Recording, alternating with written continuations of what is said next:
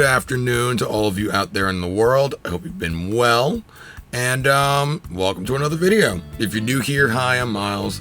I do music stuff, as you probably assumed already by the name of the channel and me holding a guitar. Anyway, I want to jump on here real quick because I've had a number of people that have reached out and have asked me for tabs or a lesson on the riff that's in that Polyphia song ABC. Now, you can get the tabs from the band directly, and I would encourage you to do so because it funds the band putting out new music in the future, rather than it just being some dude like me on the internet. But as far as just giving a general visual of how everything is laid out in the riff for this song, let's talk about it here. So, first thing that's worth noting as far as this song goes, it's different from other Polyphia songs in the sense that it's tuned down much lower than they would normally tune their guitars. In this case, we are in C# standard.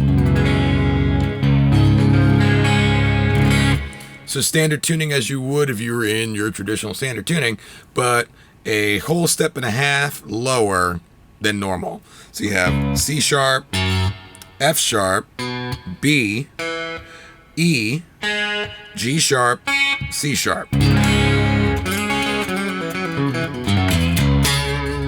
Now, although we're in a different tuning, I'm going to be referring to the chords and stuff of that nature as if we were in our usual standard tuning. You can still play through this in standard tuning, it's just not going to sound like it does on the record. So with all that said, the first chord that we have going on here is going to be C major 7. Going from the 8th fret of low E, 7th fret of A, and then the 9th fret on D and G. And you're not trying to play all 6 strings, it's just going to be these first 4. And then from there, we're going to what essentially amounts to a B dominant 7 chord. So although traditionally you would play B7 like this,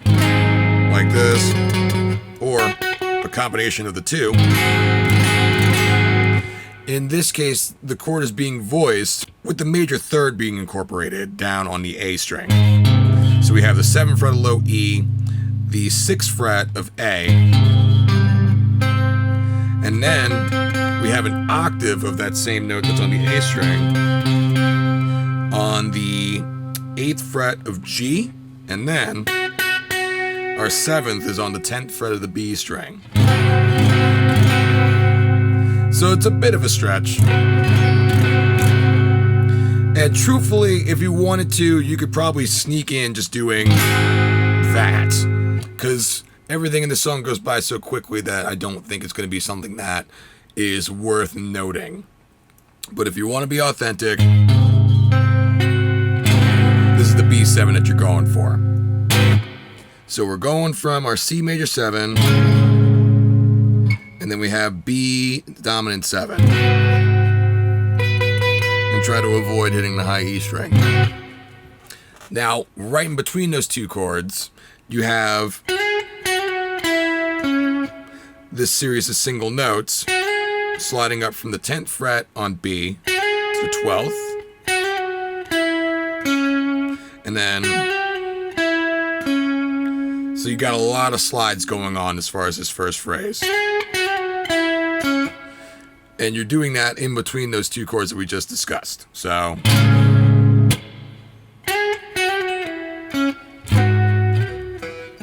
and after you play the B7 chord, you have another set of single notes that are slid around. So you're sliding back and forth from 10 to 11, back to 10, and then you have the 8th fret of B. So all these notes on the B string. Now the hard part, as far as those single notes are concerned, is incorporating them on the tail end of playing that awkward B7 chord. It can be done, obviously, but just take some time to really make that like flow as fluently as you could possibly get it. Now from there, we have another B7 chord played on the 13th fret of D, the 11th fret of G, 10th fret of B, and then tapping the 21st fret of D to get this note, and then we're grabbing the 7th fret of E. Like that. So what we have up to this point is this.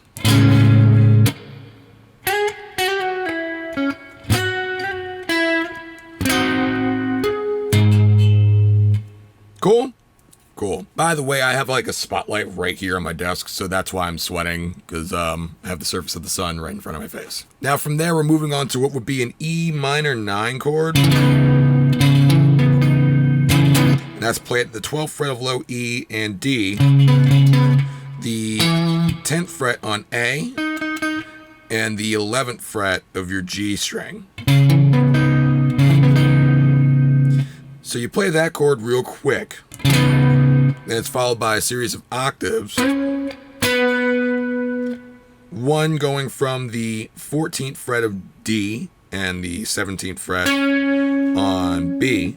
And you can just strum them, or you can do this sort of hybrid picking thing. But you're going from there down to what would be the 12th and the 15th fret. So we have, which is then followed by the 7th fret of our low E string and a harmonic on the 12th fret of the B string. So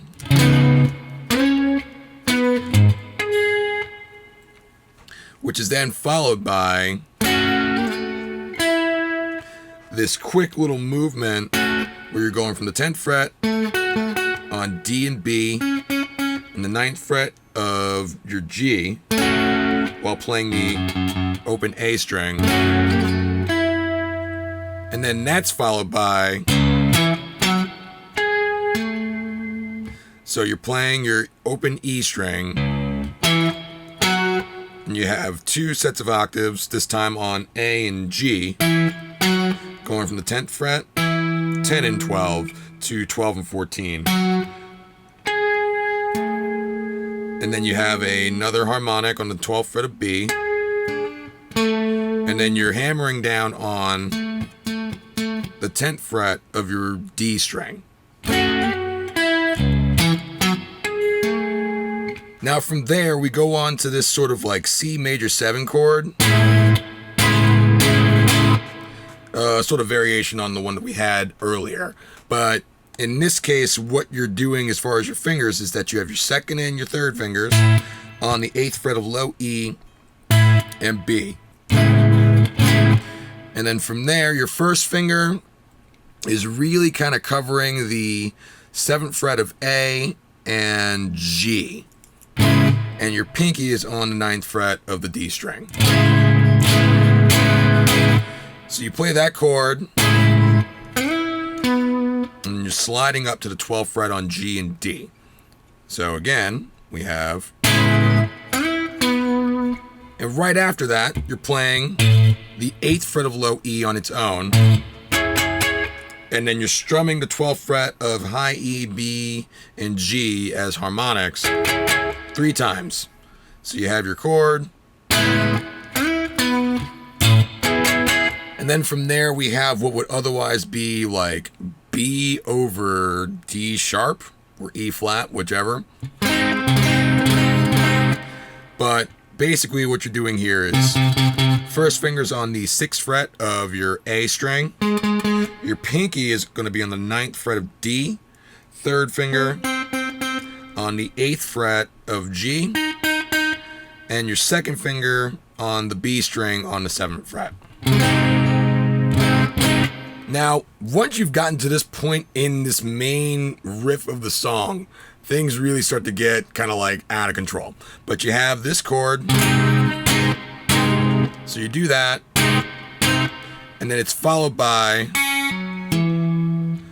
the open high E string, which you're going to pluck with your 2nd finger on your picking hand, and then 2 hammer-ons going from the D string on the 7th fret and then the 10th fret of A.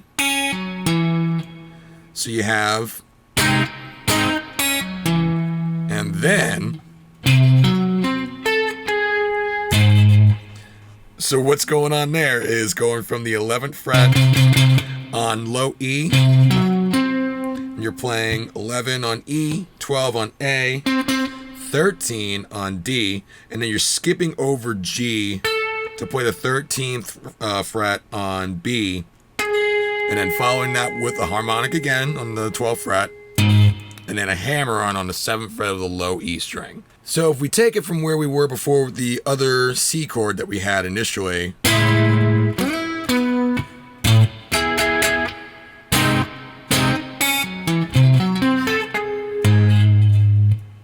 cool?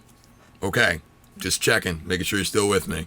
And now we have arrived at the most chaotic section of the song. And I'm going to pick this apart in smaller segments just so that it's a little bit easier to understand what's happening. But initially, you're starting with your pinky on the 10th fret of the high E string, 7th fret of A. But you're barring your first finger so that you can then pull off to the 7th fret of high E as well.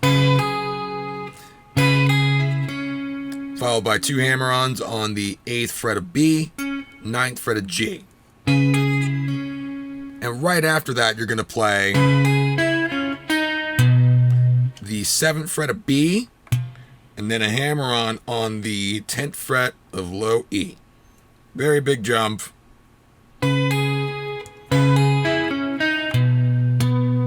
Which is then followed by another hammer-on the 12th fret of D. So, and then you follow that immediately with the 12th fret of low E. So, now from there, you're sliding down from the 12th fret of low E. And after you slide down to the 11th fret on low E, you're going to grab the 11th fret of D. And then, here we go again with the tapping of the picking fingers. We're going to be on the, 20th fret of both D and G. If you just get D, it's fine. No one's going to judge you for it. I highly doubt someone's going to leave a comment on your video, or at least they wouldn't have up until this point, that you're not playing it right because of that one singular instance. But it's those two notes. You're flicking the string to do essentially a pull off on D. And then you're going to slide up back to that fret from a whole step below to then tap on the 21st fret of B. And by the way, it should be noted also that, like, you kind of want to press your third finger down over these strings after those initial hammer-ons that you did before we initially started incorporating this hand as far as the tap notes.